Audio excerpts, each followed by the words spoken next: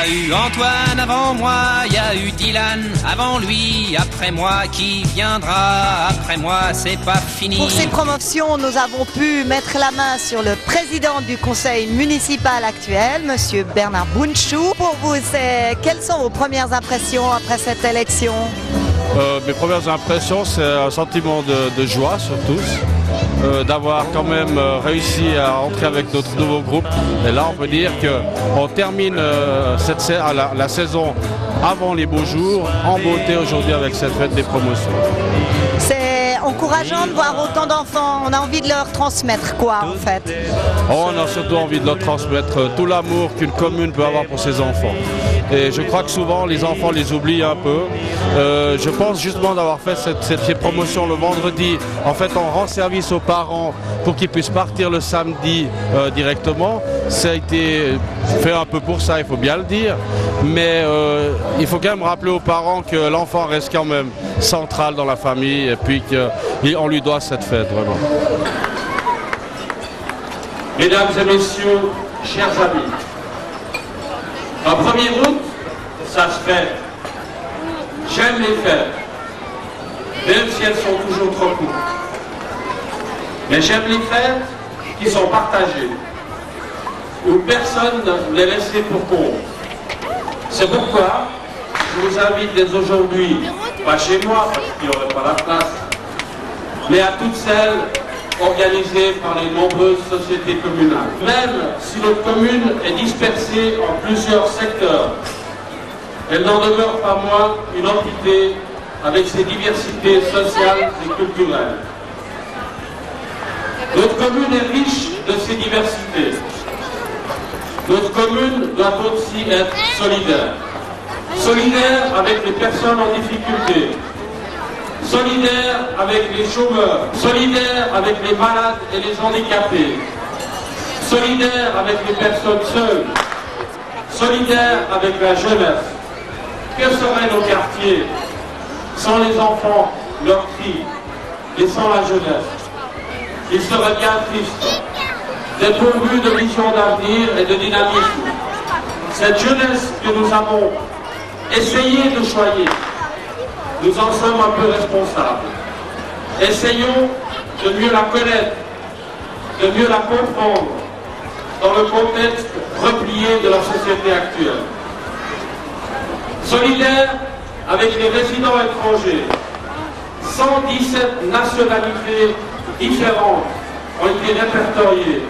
Enfin, solidaire avec les humains de cette planète où trop de misère, de souffrance, de dégradation de l'environnement, de guerre nous laisse souvent un goût amer. Un pour tous, qui disait au plus vite, habitants et habitants des Avanchères, de Châtel, de Valexer, d'Élie-Bellu, d'Aïr-le-Lignon, de Vernier-Village, un pour tous, tous pourront. Appliquons cette maxime dès demain dans votre commune. Bonne fin de soirée et surtout bonne fête à tous. Merci beaucoup. Nous avons ouvert cette rétrospective de l'année 2008 avec un hommage à notre ami Bernard Bounchou qui nous a quittés cet automne. Nous ouvrons ce petit panorama de l'année avec les activités qu'on pourrait appeler officielles, c'est-à-dire celles qui concernent un peu les autorités de Vernier. Il y a notamment cette conférence de presse du conseil administratif, mais aussi la plantation d'un nouvel arbre, le platane Vallis clausa. On sait que c'était une espèce qui était en voie de disparition. Et puis, il y a les fêtes traditionnelles, comme le sont les promotions le 1er août.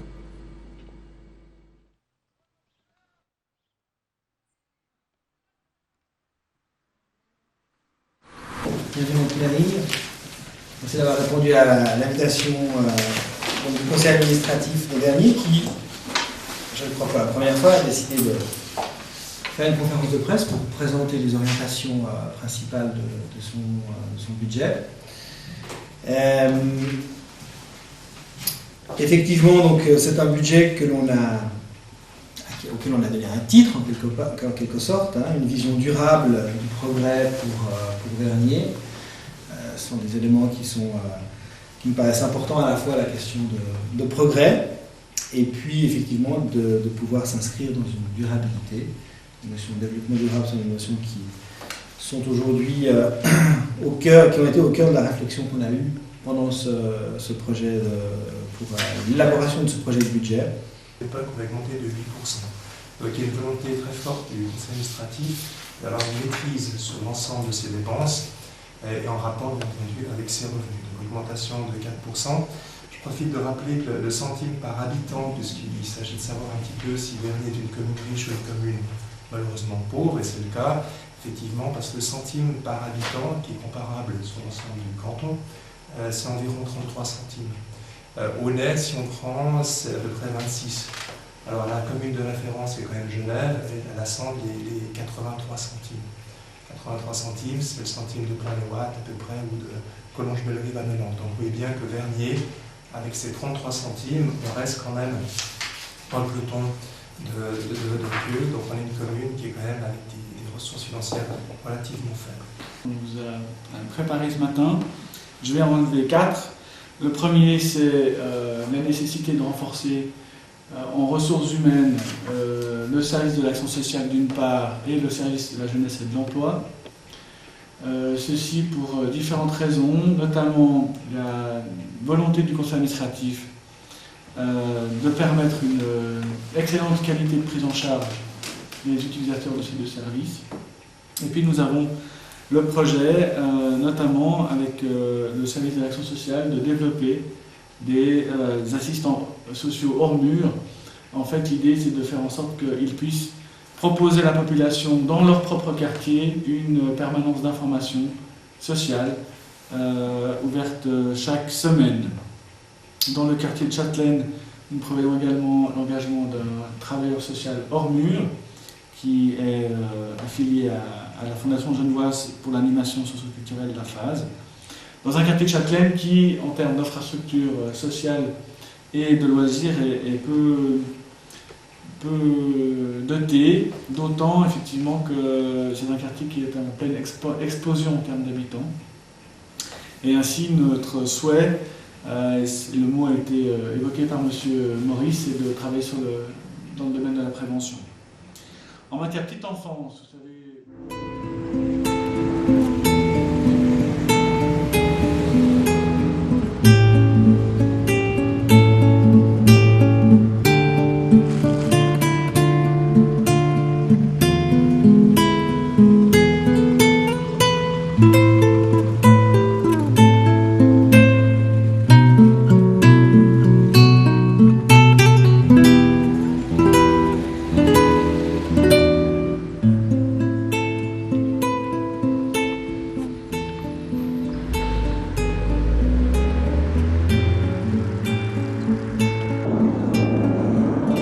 Je vous propose d'aller à la rencontre de Wallis Closa.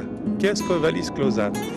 Eh bien, dans le cadre de la réorganisation des travaux de la route de Vernier, la mairie a décidé de planter une nouvelle espèce de platane résistante aux chancres colorés, d'où son nom de variété Wallis Closa, étant donné que cette espèce est née, s'est développée dans le Vaucluse et c'est en l'honneur de cette région qu'il a pris cette appellation. La Confédération a récemment décidé de le reconnaître et les arbres sont venus s'installer ici, sur cette place, devant la mairie de Vernier. Et le 29 février, M. Thierry Apotelos, maire de Vernier, donnait le premier coup de pelle pour planter cette variété Wallis Closa, le nouveau platane, qui est une première en Suisse.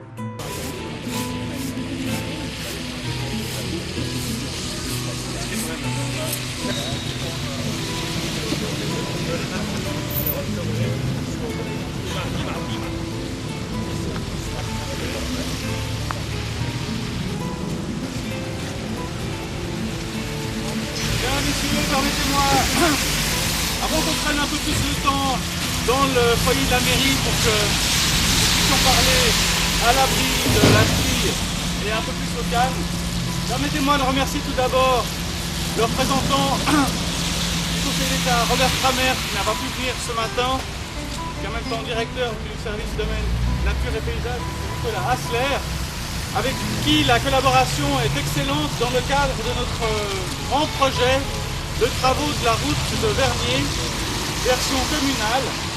Et dans ce cadre-là, nous avons fait deux événements majeurs. Le premier, c'est une expérience de plantation dans ce qu'on appelle du terre-pierre.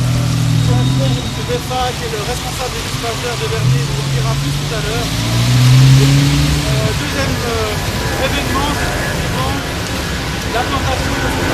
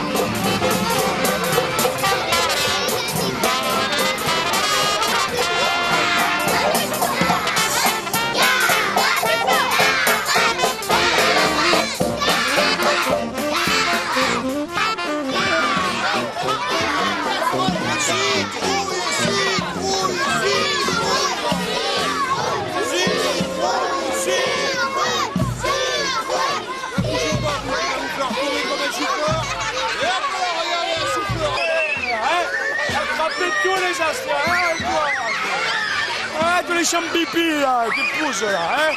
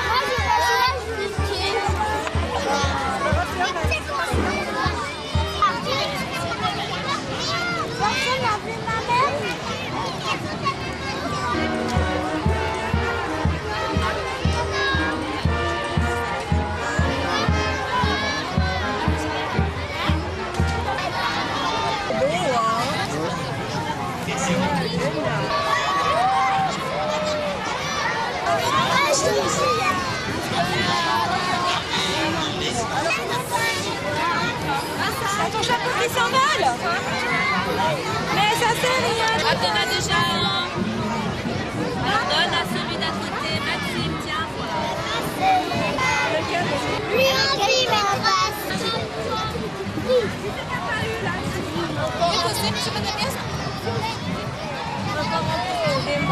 Ton père ou pas?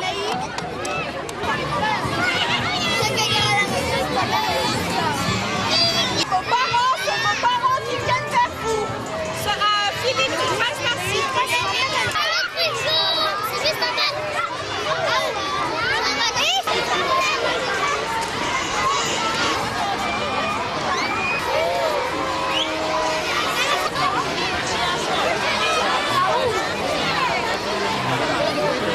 Ça te fait quoi, peine?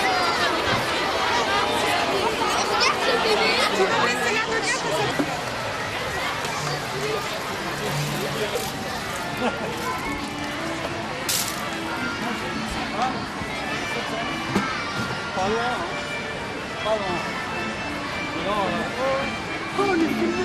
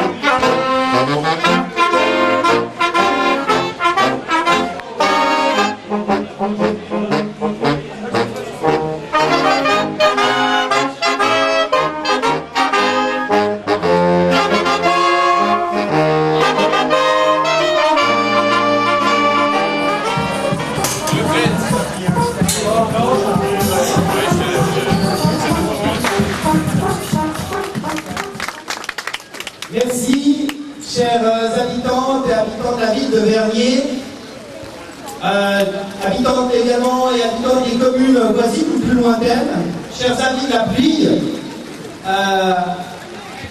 messieurs les députés du Grand Conseil, je vous apporte en ma qualité de maire pour notre fête nationale 2008 les salutations des autorités exécutives de notre commune. À ces salutations s'y associent bien évidemment mes collègues Thierry Apotello, conseiller administratif, et Alain-Dominique Maurice, administrateur délégué par le Conseil d'État. Conseil municipal de Vernier, je suis très heureuse de vous souhaiter la bienvenue. Je me réjouis de partager ce moment de célébration et de convivialité sous la pluie avec vous. Le 1er août est l'occasion pour chacun de témoigner son attachement à cette terre qu'est la Suisse. À cette date symbolique, le pacte signé par les trois vallées, Uri, Schwyz et Unterwald, a été choisi pour entériner le destin de la Suisse et son existence. Cette alliance est née d'une volonté de cohabitation et d'entraide mutuelle entre des peuples qui ont fait de leur différence leur plus grande force. Une force qui aujourd'hui rend la Suisse incontournable aux yeux du monde. Donc, nous pouvons constater que le principe de l'intégration et de la compréhension font partie des piliers qui constituent notre société et que nous devons tout faire pour que nos différences restent toujours nos points forts et non pas nos points de divergence. Le 1er août, vive Vernier, vive Genève et vive la Suisse!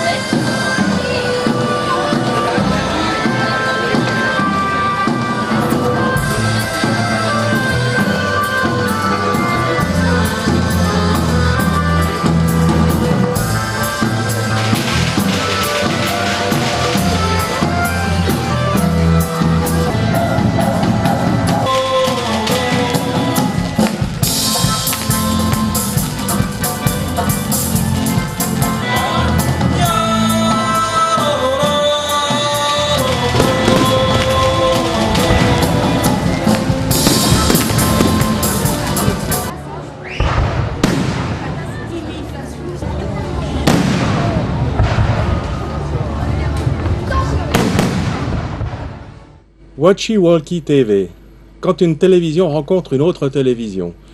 Ce sont des Zurichois qui ont décidé de venir faire un tour en Suisse romande. Alors ils ont une particularité, ils émettent en direct et en live, par faisceau hertzien, mais sur une portée de l'ordre de 150 à 200 mètres autour de l'endroit où ils sont. C'est ce qu'on appelle vraiment de la télévision ultra-hyper locale. Et puis, il y a également l'élément important pour les habitants d'Avanchais cette année, c'était un clin d'œil et un coup d'œil surtout sur la reconstruction de la passerelle des Avanchais. Alors, un grand espoir et aussi un peu de déception.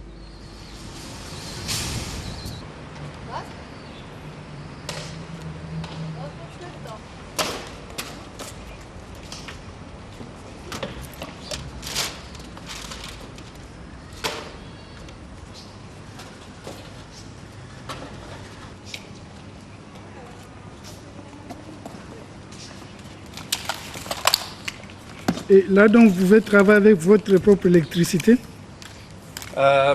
Pendant 4 heures, on peut faire avec notre propre électricité, mais ensuite, on doit se brancher quelque part. Ah, d'accord. Mais vous avez une autonomie de 4 heures? Exactement, ouais. Donc, vous arrivez quelque part où il n'y a pas l'électricité, vous pouvez travailler pendant 4 heures? Ou sinon on prend un générateur après 4 heures, ouais. Okay. C'est comme ça qu'on peut aussi, en roulant, on peut aussi faire la télé, en fait. C'est ça un peu l'idée, pendant 4 heures, sur l'autoroute, etc. Ok. Voilà. C'est côté alémanique, c'est suisse alémanique? Ouais, c'est suisse. Mais vous parlez tous français? Oui, un peu. On a appris à l'école à peu près 8 ans, comme ça. Ah, d'accord. Donc vous êtes alors tout terrain, vous pouvez aller partout en Suisse? Oui, les parts d'italien, on n'a pas, parce qu'on ne peut pas parler l'italien. Mais les autres parts, oui, presque tout. S'il vous plaît, comment s'appelle votre chaîne, votre télévision? Ça s'appelle Watchy-Walkie TV. Ça vient en fait du talkie-walkie. Et nous, on aimerait faire de l'audiovisuel en marchant et en automobile. Voilà. Ah, d'accord. Il y a longtemps que vous avez commencé? En fait, le projet, ça fait depuis 2 ans qu'on le développe. Et la réalisation finale, ça fait depuis 4 mois en fait ça fait depuis 6 mois qu'on a le bus. Et depuis 4 mois, on travaille jour et nuit pour faire ça, quoi. Ouais. Et maintenant, on est sur tour pendant 1 mois, autour de la Suisse. Et la prochaine station, ça va être à Fribourg, sur une montagne où on va être la seule maison dans les 300 mètres qu'on diffuse. Parce que nous, on diffuse seulement sur 300 mètres. On est une station de télévision ultra régionale. Voilà. Et mais il y a avec un objectif ou des projets? Comment je comprends pas. Vous avez un projet dans le futur ouais, en ou fait, un objectif à atteindre? Ouais, justement, c'est en fait, on aimerait faire le tour actuel qu'on fait maintenant, c'est un peu de gagner des expériences, comment faire ça. Et puis en fait, pour l'année prochaine, en été 2009, on aimerait faire une grande tournée en Europe avec des festivals d'art et des festivals de quartier. On aimerait aller et jouer. On a déjà quelques invitations pour l'année prochaine.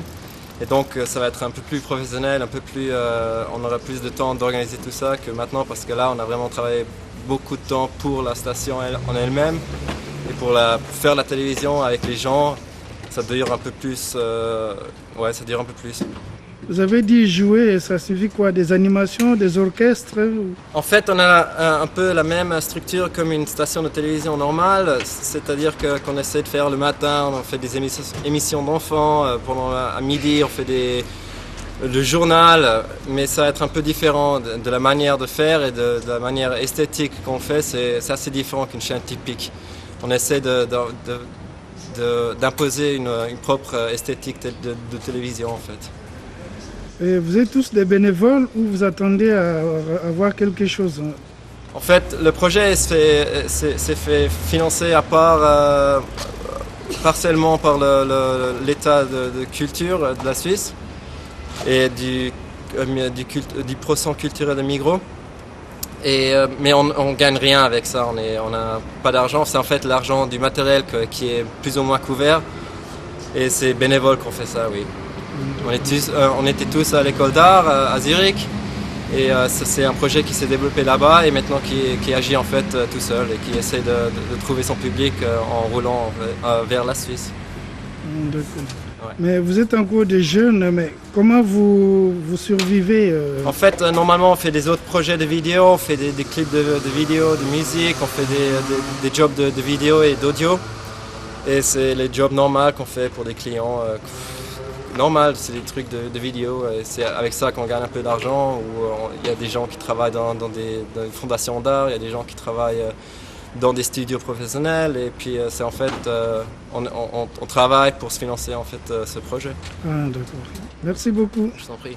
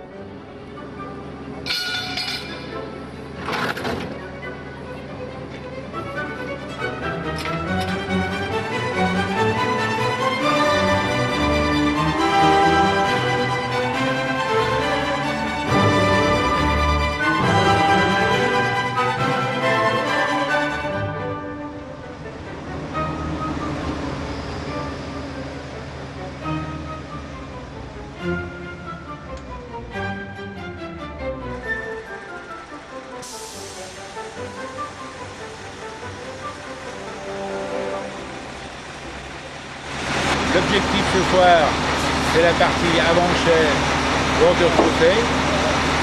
Dimanche, bordure chaussée centre. Et la troisième étape, centre, côté sud. La quatrième étape, c'est l'escalier.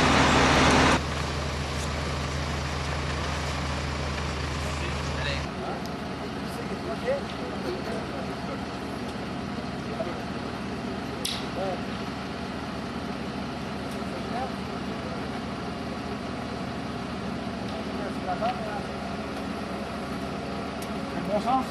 Celui qui n'est pas dégagé, il est là, ouais, d'accord. Donc, il avance là-bas. La flèche.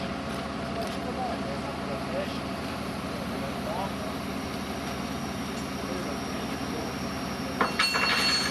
Rien bas. La flèche. La flèche.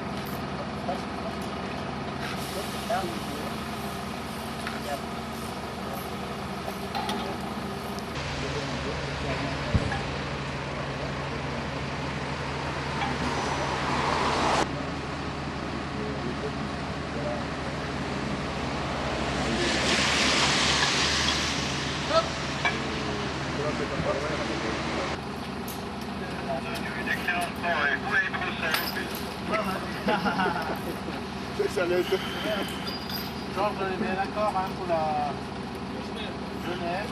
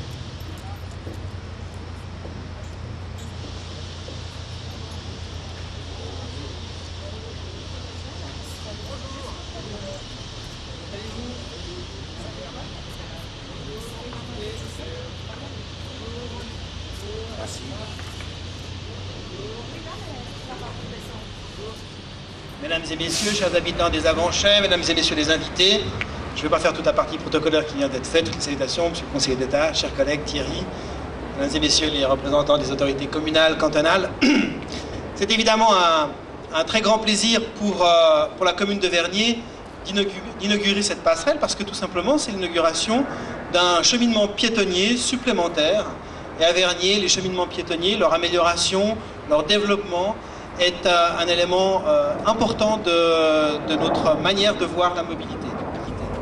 La mobilité, c'est pas simplement effectivement de pouvoir circuler en voiture, c'est pas simplement de pouvoir avoir des pistes cyclables, de pouvoir avoir des parcs à vélo ou des parcs à scooter, même si c'est des choses importantes. C'est également de pouvoir finalement rejoindre un point à l'autre de la commune le plus rapidement possible et dans les meilleurs délais et finalement aussi en pouvant bénéficier du meilleur parcours, du meilleur paysage possible.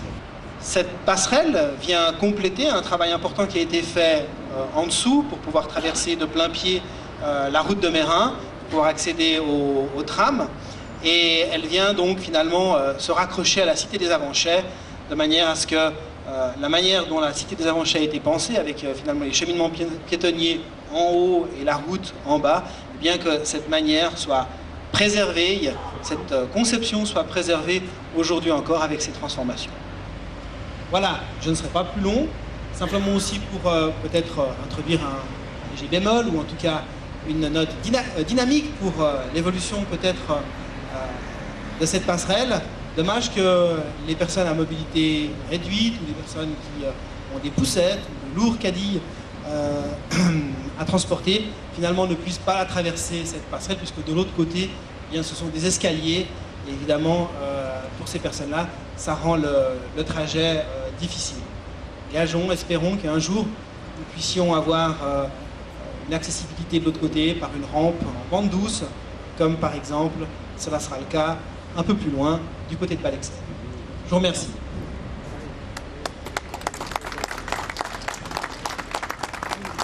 Merci. Alors, ouais.